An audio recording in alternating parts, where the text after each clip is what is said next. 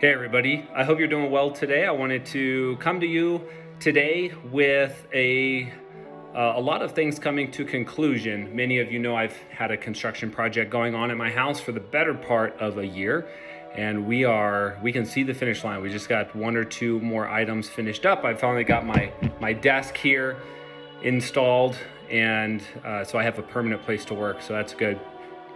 Another thing that's coming to conclusion here in the next, I think 2 weeks, week and a half, is my wife had signed me up for Imogene Pass Run. That is a run from Ouray, Colorado to Telluride up over the Imogene Pass. It's 17.1 miles. I have never done an organized race before in my life, and so this will be fun. So I've been running. Matter of fact, my hair is still wet. I just got back from a run. It is not greased down. And but the other big thing that I wanted to talk to you guys about today is this week is Ryleigh Wealth Management's 1-year anniversary. And I just wanted to say an enormous thank you to everyone who is currently a client and everyone is considering being a client. I went and looked up some statistics from the U.S. Bureau of Labor Statistics. 20% of new businesses fail in the first year. We are not just surviving here at Ryleigh Wealth Management, we are thriving. We are still collecting clients that we used to work with at my previous firm. Along with them, we're adding many new wonderful relationships that we really look forward to working with. But back to the Bureau of Labor Statistics, 20% fail in the first 2 years, 45% fail within the first 5 years, 65% during the first 10 years, and only 25% of new businesses make it until their 15-year mark. The good news for all of you clients out there is I've been a financial advisor since 2004. And so I am through my 17th year and I've already begun on my 18th year. So the way we talk about this in the industry is I'm never going to do anything else because this is such a wonderful profession. I get to work with the most wonderful people doing something I would likely do if it were managing just my own money anyway. So that brings up my point that I've had a conversation with many of you over the last several weeks. I don't really ever anticipate retiring. And so if you're wondering how long that might be, I am 39 years old. I'll be 40, hopefully, God willing, here in a couple of months. And so the way I look at it is I've got around about 30 years left. So for most of my clients, I'll be here as long as you are. So the other thing I wanted to talk about is work optional lifestyle. So this is on our website. I've been using this phraseology for a number of years now, but I really enjoy helping clients achieve and then maintain a work optional lifestyle. So oftentimes people are like, we got to get to retirement. This is how much you need.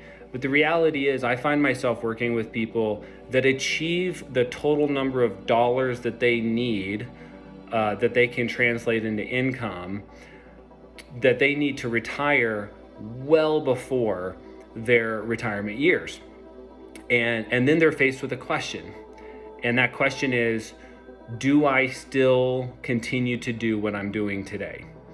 And for the most part, all of our clients are blessed with having chosen a profession that not only compensates them well so that they were able to save and invest to achieve that number that they needed, but they really enjoy doing it.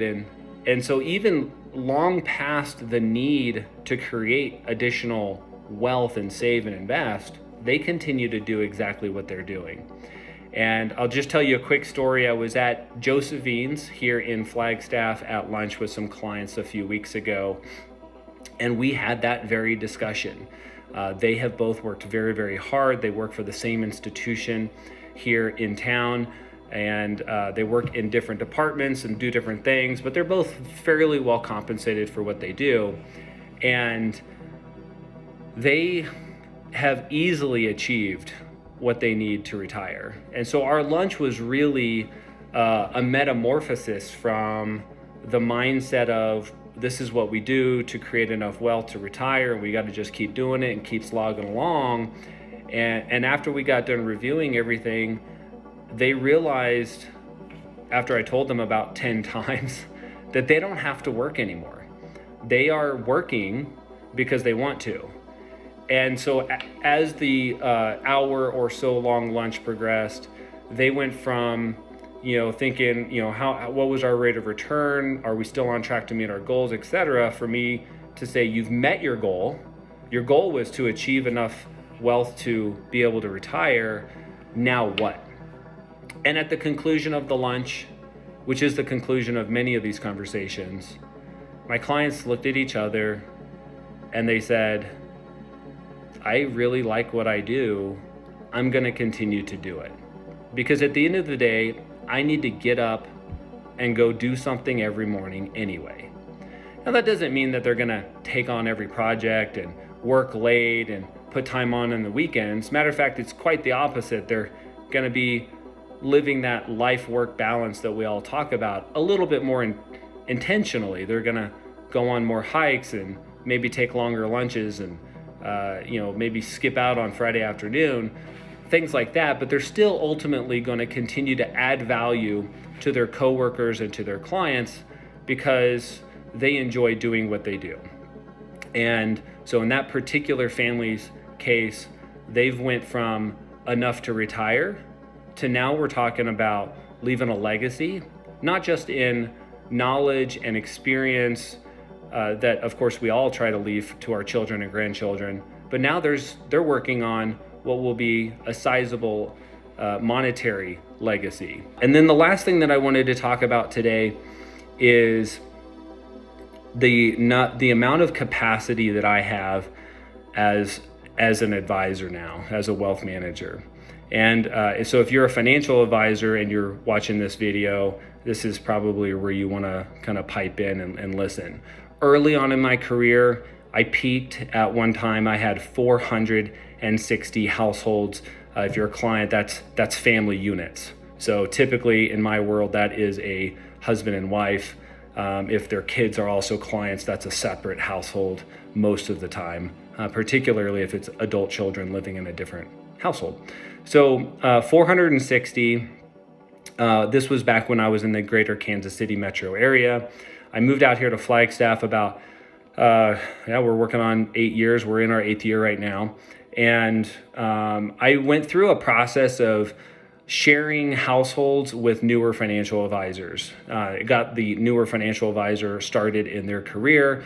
The households that we shared, maybe we didn't align perfectly from a philosophical standpoint, or there was something, maybe I had a hard time getting a hold of them, or maybe our schedules just continually conflicted, or personalities, or for whatever reason.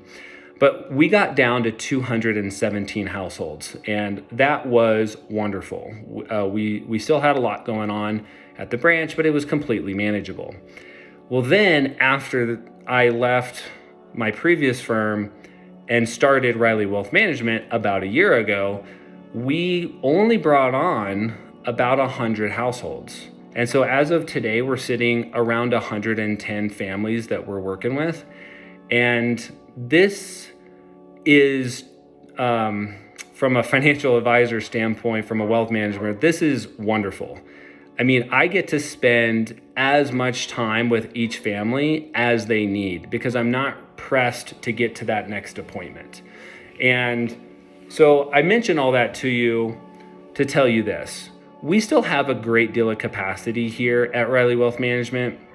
Roxanne has done an unbelievable job, getting everything streamlined. The technology that I have access to today is considerably easier for me to manage the accounts than it was at any of the previous firms I was at. And so we have lots of capacity. So if you have a family member, a neighbor, a great friend, that just has some questions about their investments. Maybe think they're paying too much or not talking to their advisor, or maybe they just feel like there's something that they're missing, I would ask you to share our name. And the most common thing that people do is they'll send an email to their friend or family member, and then they'll copy me on that email. And they'll just say, hey, Tom or Sue or whoever you're sending the email to, this is Derrick. I've told you about him. I haven't told him about you, or maybe we have, and you guys can get together and talk. But that is typically the easiest way for those introductions to happen. And then we'll take it from there. And if they're in good shape, we'll tell them that and send them on their way. And if we can help, we'll share that as well, and we'll see where we go.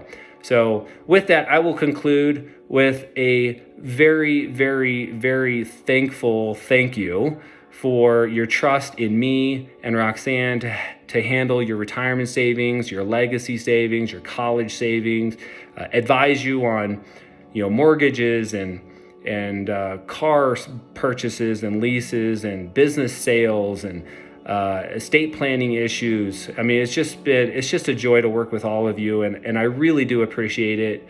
And we look forward to many years and decades in the future to continue to service you and your family. Until next time. Hey, thanks for making it to this part of the video. If you have, please like and subscribe so we can reach more people. If you have a topic you'd like for me to cover, please call us at 928-421-0002 or email me at derrick@ryleighwm.com. Thanks again, and we'll see you next time.